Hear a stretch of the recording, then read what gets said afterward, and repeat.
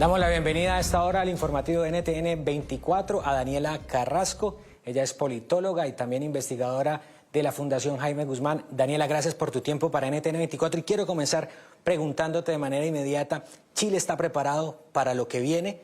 ¿Va a haber un quiebre sin duda en la institucionalidad, en lo político y en lo social? ¿Están los chilenos preparados para esto? Bueno, primero que es lo que debo señalar es que las elecciones que nosotros estamos viviendo son inéditas y sin duda son históricas. Y el hecho que sean inéditas justamente implica que los chilenos no estamos preparados, porque nosotros no tenemos en nuestra historia política o cívica procesos electorales que tengan que ver con procesos constituyentes como lo que está viendo en este momento Chile. Si los chilenos estamos preparados o no, es algo difícil, aún no nos podemos anticipar, ¿cierto?, dependiendo de los resultados y de la calidad de nuestros representantes en la Convención Constituyente. Sin embargo, yo puedo advertir algunas preocupaciones en este sentido, porque claramente este proceso implica justamente una ruptura en el sistema político, el que significa que justamente es un quiebre, ¿cierto?, es buscar hacer un antes y un después, pero no necesariamente para buscar un mejor escenario, sino porque se quiere hacer borrón y cuenta nueva y dejar atrás, olvidar toda institucionalidad que se ha ido forjando en nuestra historia política en el país. Entonces, uno puede indicar que tenemos que advertir algunas preocupaciones en torno justamente a la Convención Constituyente, porque se van a discutir temas tan fundamentales como qué visión de persona, de sociedad y Estado los chilenos van a plasmar en este nuevo proyecto constitucional. Daniela, un tema muy importante, ¿cómo llegó Chile justamente a esta convención, a estas elecciones?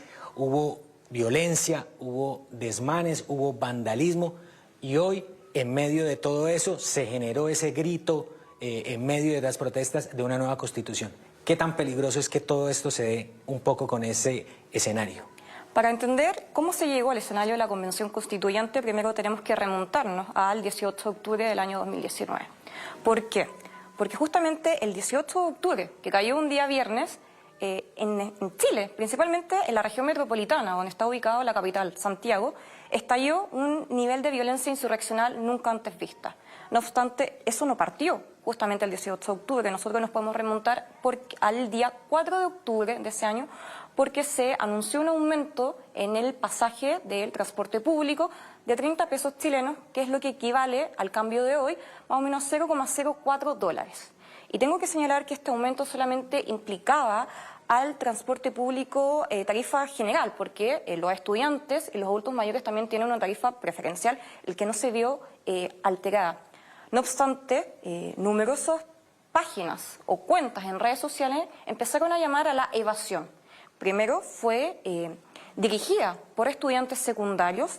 Pasando los días y las semanas, se empezó a congregar estudiantado universitario y después la ciudadanía en general empezó a apoyar estas evasiones. Sin embargo, estas evasiones, que pudo partir como un jugueteo de menores de edad, esto escaló en violencia. Nosotros vimos cómo empezaron a romper los torniquetes, la entrada de las estaciones de metro.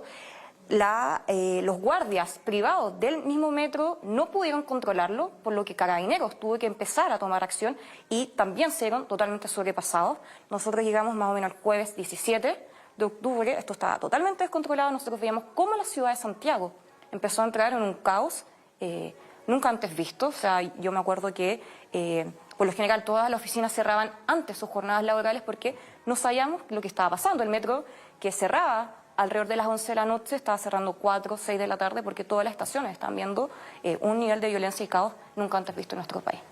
Sin embargo, ya nos acercamos al 18 de octubre y cerca de las 6 de la tarde empiezan los primeros atentados al metro. O sea, más de 20 estaciones de metro fueron totalmente incendiadas, de las cuales 10 de ellas quedaron totalmente inutilizables. La mayoría de ellas fueron afectadas las que estaban ubicadas en la línea 4, que justamente llega a un sector de personas muy vulnerables que efectivamente utilizan el metro para transportarse en el día a día.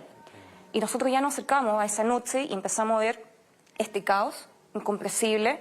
Empiezan a aparecer nuevas manifestaciones ciudadanas como el caceroleo. Uno veía claramente por este caos, por el transporte público, mucha gente caminando de sus trabajos a sus casas, mucha gente caceroleando, pero también empezamos a ver barricadas cortes de tránsito y también mucha intención de revuelta de chicos que se identifican con colectivos anarquistas o propiamente antifas, pero también una ciudadanía muy heterogénea que también está expresando un malestar. Entonces, justamente esa noche no sabíamos qué es lo que estaba pasando. También quemaron un edificio corporativo de la empresa Enel, que también queda en pleno centro de Santiago, también quemándose, y efectivamente uno veía que esto era mucho más que un estallido social, como señaló la prensa, tanto chilena como internacional, porque esto, a mi juicio, no fue un estallido social en el sentido de que no fue algo que surgió espontáneamente, porque uno puede ver cómo el proceso ideológico, desde un sector claro de Chile, ha ido inoculando un pensamiento de odio hacia lo que simboliza el modelo de éxito chileno, ¿cierto?, que justamente se engloba en la Constitución de 1980, que aún está hoy vigente. Sin embargo, después de todo este malestar, que es muy legítimo, ¿cierto? Todas las sociedades tienen malestares y es normal que sea así. O sea, por eso nosotros vamos progresando y vamos encontrando nuevas necesidades, tanto materiales como no materiales, que queremos cubrir.